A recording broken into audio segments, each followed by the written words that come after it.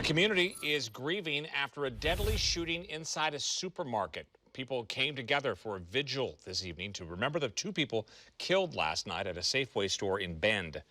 Police say just after 7 o'clock last night, a 20-year-old gunman opened fire at the Forum Shopping Center Safeway, killing two men before taking his own life. Fox 12's Adrian Thomas is in Bend tonight with the community reaction and one man's story of escaping the gunfire. Adrian?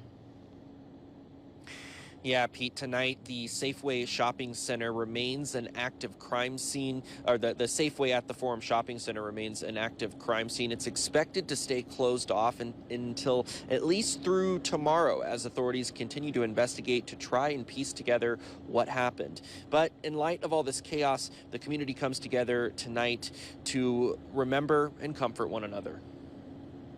In the past 24 hours, the Forum Shopping Center Safeway has been a massive crime scene that left the Bend community shocked and saddened.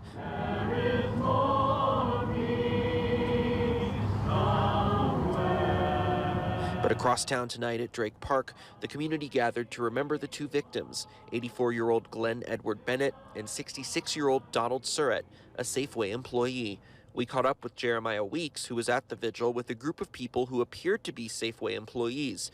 Jeremiah tells us he came to the vigil because he was at the Safeway when the shooting started, escaped, and wanted to show support for the workers he sees there all the time. I was there and I had a story to share.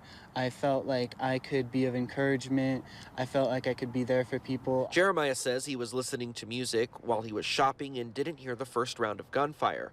And all of a sudden, he says he saw people running and took his headphones off, and another customer stopped him. And he was like, there's a shooter.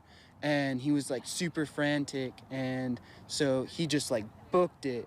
And I instantly was just like assessing what was going on, and I was just like kind of in shock, and I started hearing gunshots at that point, and I didn't know where the shooter was. Jeremiah made it out okay, but says he's still in disbelief after this tragedy, something he never thought he would have to endure. I was there after a workout to go get some snacks, and all of a sudden I'm a subject and a victim and a potential victim in a grocery store assault. Other community members voiced their grief and anger at the vigil. Well, we can't react with fear, and more guns doesn't make it go away. And we have to act with compassion.